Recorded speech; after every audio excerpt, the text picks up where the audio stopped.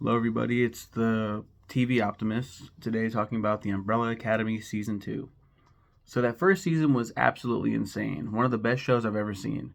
I'm pretty damn excited for this one. Favorite episode, The End of Something, the finale. What an absolute bonkers show. So, they traveled back to the past, and we got to follow them through an entirely different timeline, yet with the threat of the end of the world still looming overhead. I have no idea what to expect with the next season, but I'm so ready. I didn't talk about a lot of what's going on, but when they went back in time to when JFK was about to be assassinated. They're in the week in Texas of when he's about to get assassinated. So they have to make sure he's assassinated still. That cannot be changed, even though some of them feel like they need to. They're like, please don't. But some have gone even further back in time and to different points, and they're all just dealing with their own shit. Um, Let me find out all the characters real quick.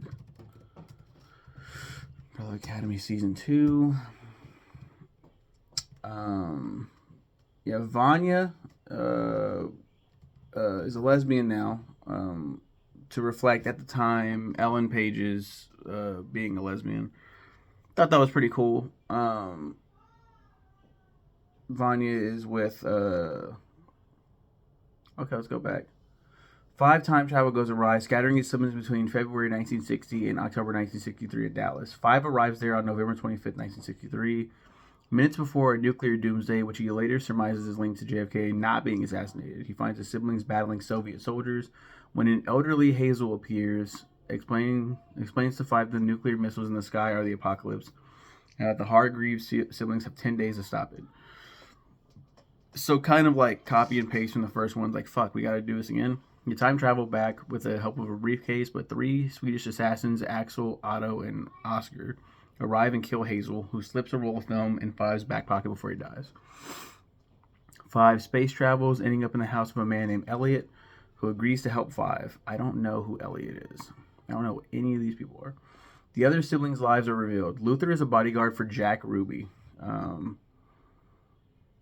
He was an American nightclub owner and alleged associate of the Chicago outfit. He murdered Lee Harvey Oswald on November 24th, 1963, 2 days after Oswald was accused. That's crazy. Diego is a mental asylum inmate and wants to prevent the JFK assassination. He also is with Lila. Is that her name? Lila Pitts, played by Ritu Arya. Um, yeah, she's in here, and they hit it off, and they make out and stuff. And she's crazy. She's fucking insane. Ooh, and they play off each other really well. Allison, whose voice is healed, so she in the last season, spoiler alert, in the first season, her and Vanya get into it, and Vanya, with her powers, her newfound powers, slices her throat unintentionally. It's terrifying. It's like, oh my god, you just killed one of the major characters. Luckily, she didn't, but she took her voice, which is her power. Her voice has healed. Her vocal cords have healed. She's good. She's gone, I think, further back in time. She's probably gone the furthest back in time. And because, she's a black woman, she's hated. She's like half, right? She's like mixed, I think, because I think all of them do share the same father. She has married a civil rights activist named Ray. They have an amazing life together. She knows her daughter and her ex-husband no longer exist in this timeline. So it's like, what can I do? So she gets with him. Very depressing character, man. Like, oh man. Klaus, still accompanied by Ben, has accidentally started a cult. Really great, really fun. I love it. There's a bunch of hippies. It's awesome. And Vanya, who has amnesia, is living with a married couple, Sissy and Carl. I forgot that she had amnesia.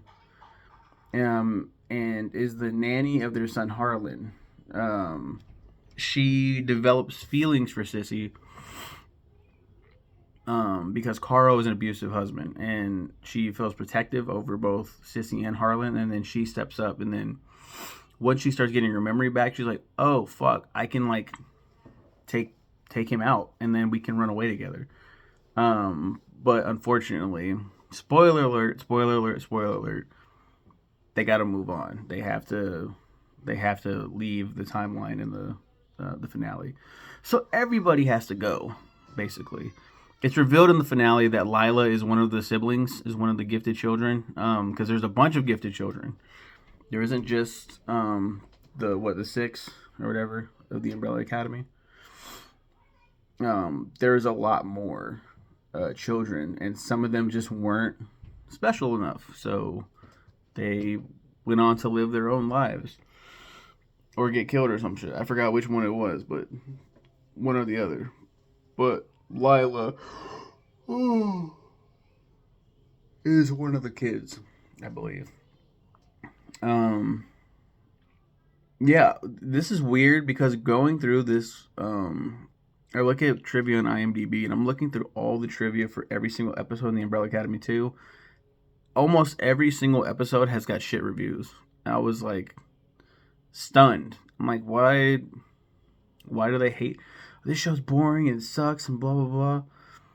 Why do they hate it so much? Oh, it's probably because Ellen Page is lesbian. Is that what it is? That's probably what it is. And sure enough, a lot of people are like, oh my god, here we go, LGBT, blah blah blah. It's like, shut the fuck up and don't watch it. I don't get it. I'm pretty sure she came out as gay in season 1, like before season 1 even. So why are you tripping? Why do you care? I like how they wrote Vanya was the villain in the first one, the white violin, number 7. It's terrifying antagonist, very relatable antagonist, and in this one, you really root for her to leave with Sissy and to take care of Harlan. Finally, she's getting some happiness, and she can use her powers for good. She's one of the most overpowered characters. She's the protagonist character, the fucking tank, basically. Which should be Space Boy, should be Luther, because he's literally built like a fucking tank. But I would say she's the most powerful.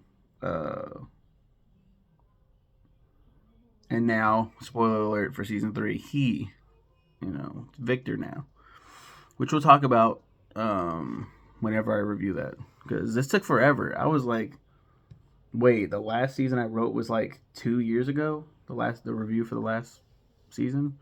It's insane because I've seen all 3 seasons now, completely caught up.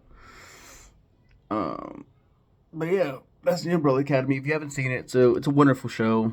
You could argue that the first season is the best. I think that's a fine argument, but you can't say the second one is fucking horrible. The second season received positive reviews, with it being deemed an improvement over its predecessor, it says here. So that's pretty cool, that more people liked it than, I guess, the IMDb crowd.